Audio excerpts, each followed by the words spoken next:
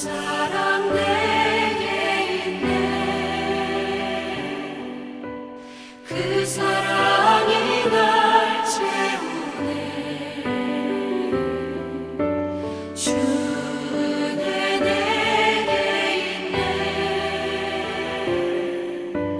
그대로 날 채우네. 성경의 수업을 걷다. 오늘은 신명기 27장입니다. 신명기 12장부터 26장까지 신명기의 핵심적인 내용을 강론한 후에 모세는 장로들 그리고 제사장들과 함께 백성들에게 명령합니다. 지금까지 모세는 홀로 율법을 강론해 왔습니다. 이것은 우리가 아는 것처럼 출애굽 20장에서 엄중하게 말씀하시는 하나님의 음성을 들으면서 그것이 두려웠던 백성들이 모세에게 대신 말해달라고 요청할 때부터였습니다. 그런데 오늘 신명기 27장에서 모세는 장로들과 제장들과 함께 백성들 앞에 섰습니다. 이럴 수밖에 없었던 이유는 지금부터 선포되는 말씀은 이스라엘 백성들이 가나안 땅에 들어가자마자 해야 할 일이었기 때문입니다. 그래서 장로들과 제장들은 사회 종교 지도자로서 신명기 27장이 명령하고 있는 그리심산과 에발산에서 행해야 할 예식을 주도해 나가도록 하기 위해서였습니다. 모세는 강을 건너기 전에 죽게 되기 때문에 에발산에서 드려질 이스라엘의 예배를 주도할 수가 없었습니다. 자, 그런데 그리심산에서의 복과 에발산에서의 저주에 대한 것은 이미 신명기 11장에서도 이야기를 했습니다. 그런데 신명기 27장에 와서 좀 더 자세하게 다시 다루고 있는 것입니다. 그리고 흥미로운 것은 그 사이에 신명기 12장부터 26장까지 신명기의 핵심적인 내용이 기록되어 있다는 점입니다. 더 정확하게 말씀드리면 신명기 11장 26절에서 32절에서 그리심산에서의 복과 에발산에서의 저주에 대해서 선포할 것을 명령하신 후에 12장부터 26장까지 신명기의 핵심적인 내용이 기록되어 있고 신명기 27장에 와서 다시 그리심산에서의 복과 에발산에서의 저주에 대해서 명령을 내리고 있는 것입니다. 이것은 마치 샌드위치와 같은 구조로 그리심산에서의 복과 에발산에서의 저주에 대한 본문이 신명기의 핵심 내용을 감싸고 있는 것처럼 이렇게 표현하고 있습니다. 그리고 더 나아가 신명기 27장은 28장과도 긴밀하게 연결되어 있습니다. 신명기 28장은 복과 저주에 대한 내용이기 때문입니다. 즉 무엇입니까? 신명기 12장부터 26장까지의 신명기의 법전이 그만큼 중요하다는 것을 말씀하고 있는 겁니다. 이스라엘에게 하나님의 백성으로서 어떻게 살아갈 것인지에 대해서 확실하게 각인을 시키기 위함이었습니다. 이스라엘의 미래 역사가 번영으로 나갈 것인지 아니면 멸망으로 나갈 것인지는 신명기의 핵심인 율법을 어떻게 반응하느냐에 따라 달라지기 때문입니다. 현재 모세는 큰 돌을 준비해서 그것에 석계를 바르고 그것에 율법의 모든 말씀을 기록해서 에발산에 세우라고 했습니다. 8절에 보면 분명하고 정확하게 기록하라고 했는데 이것은 누구나 다 볼 수 있도록 하기 위해서였습니다. 여기는 두 가지 의미가 있는데요. 첫째, 율법은 영구적이다라는 것입니다.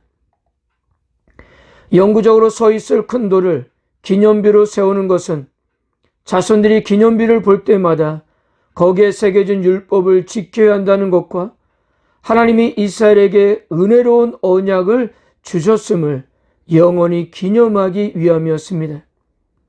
둘째는 율법은 분명하다는 겁니다. 구약의 율법은 언약 백성 모두에게 주어진 것이고 모든 사람이 이해할 수 있는 것이며 모든 이가 준수할 수 있는 말씀이었던 것입니다. 5절에서 7절입니다. 또 거기서 내 하나님 여호와를 위하여 제단 곧 돌단을 쌓되 그것에 새 연장을 대지 말지니라. 너는 다듬지 않는 돌로 내 하나님 여호와의 제단을 쌓고 그 위에 내 하나님 여호와께 번제를 드릴 것이며 또 화목제를 드리고 거기에서 먹으며 내 하나님 여호와 앞에 즐거워하라.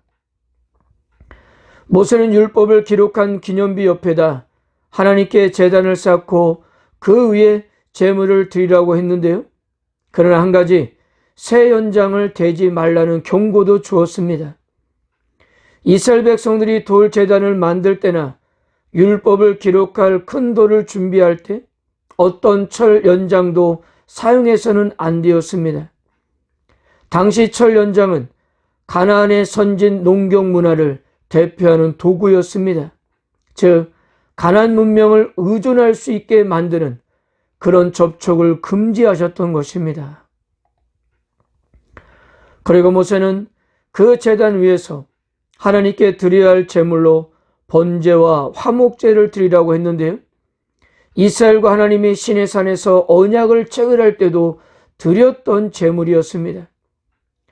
출애굽기 2세대들 역시 가나안 땅에 들어가 언약 갱신을 해야 하는 상하기 때문입니다. 번제는 짐승의 몸 전체를 각을 떠서 불을 태워 하나님께 바치는 제사이며 하나님과의 수직적인 관계를 상징하는 가장 기본적인 제사입니다. 화목제는 짐승의 일부만 불에 태우고 대부분의 살코기는 예배자들이 나누어 먹는 수평적 관계를 상징하는 대표적인 제사였습니다. 이 예물들은 하나님과 이스라엘 사이에 맺어진 특별한 관계를 재차 확인하고 기뻐하는 목적을 가지고 있는 겁니다. 그래서 모세는 이렇게 말했습니다. 9절에서 10절입니다. 모세와 레위 제장들이 온 이스라엘에게 말하여 이르되 이스라엘아 잠잠하여 들으라. 오늘 내가 내 하나님 여호와의 백성이 되었으니 그런즉 내 하나님 여호와의 말씀을 청종하여 내가 오늘 네게 명하는 그 명령과 규례를 행할지니라.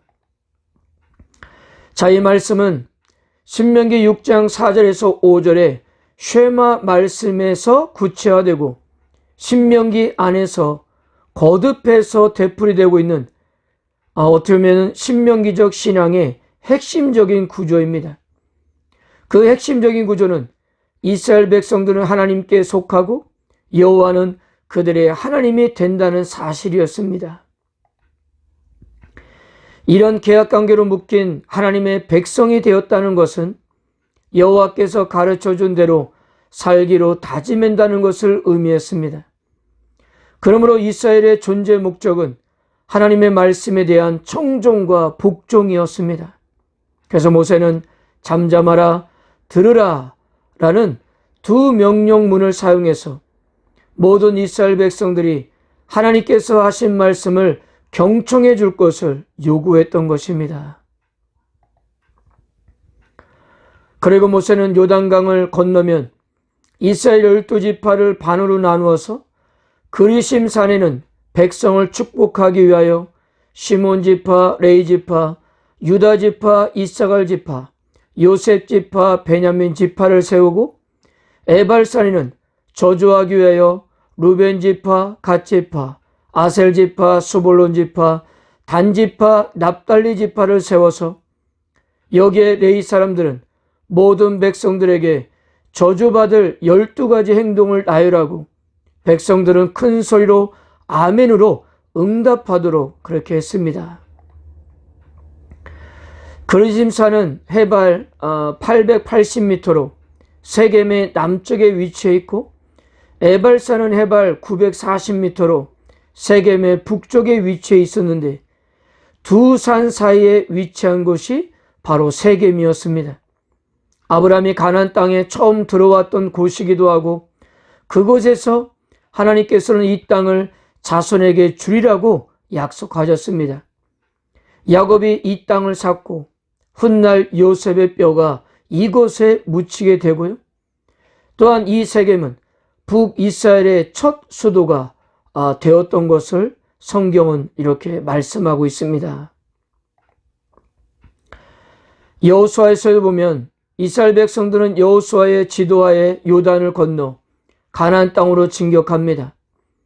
여리고성을 성공적으로 정복하고 물론 아이성에서의 실패를 맛보았지만 이것도 후에 정복하고 이스라엘 백성들은 모세가 명령한 대로 그리심산과 에발산으로 나아갔습니다. 여호수아는 이스라엘 회중, 여자들, 아이들, 거류민들 앞에서 그리심산에서 축복을, 에발산에서 저주를 선언했습니다. 그런데 흥미로운 것은 그리심산과 에발산에서 했던 축복과 저주의 선언은 여리고성과 아이성의 함락 후였다는 사실입니다. 즉 여리고성의 순종과 성공, 그리고 아이성에서의 불순종과 실패를 경험한 후에 그리심산과 에발산에서 율법이 낭독되었다는 것입니다. 무엇입니까? 앞으로의 가나안 정복도 이스라엘 미래의 번영도 결국 하나님의 율법을 순종할 때 가능하다는 사실을 분명하게 보여주기 위함이었습니다. 오늘 신명기 27장의 메시지는 분명해 보입니다. 큰 돌을 세우고 율법을 기록하라고 하신 것은 그 하나님의 말씀을 이스라엘 백성들의 마음속에 새기라는 의미였고요. 그리고 그리심산과 에발산에서의 의식은 마음속에 새긴 하나님의 말씀을 삶 속에 적용하며 실천하라는 그런 메시지였던 것입니다. 가나안 땅은 약속의 땅이었지만 그 땅 안에는 하나님을 섬기지 않는 이방인들이 살고 있는 땅이었습니다. 그들은 그곳에서 우상을 섬기고 종교적으로, 도덕적으로, 성적으로 매우 심각하게 타락해 있었어요. 얼마나 심각했는가 하면 사랑과 은혜의 하나님께서 한 사람도 살려두지 말고 모두 멸절하라고 명령할 정도였습니다. 어떻게 보면 15절에서 26절에 12가지의 저주의 말씀들이 가나안 사람들이 행하고 있었던 죄의 종류였을 것입니다. 그러므로 여기에는 조심하고 또 조심하고 주의하고 또 주의하라는 하나님 아버지의 마음이 담겨 있었던 것입니다. 사랑하는 성도 여러분, 우리 역시 하나님의 자녀들입니다. 그러나 하나님의 자녀인 우리가 살아가는 세상은 하나님을 거역하는 세상입니다. 그러기에 이런 세상에서 중요한 것은 하나님의 말씀을 따라 사는 것입니다. 이것만이 우리를 거룩하게 지킬 수가 있는 거예요. 시편 119편 11절은 이렇게 말씀합니다.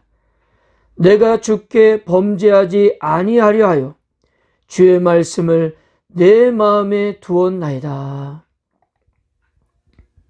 오늘 여러분들의 마음에는 무엇이 가득 차 있습니까? 하나님의 말씀이 가득하기를 축복합니다.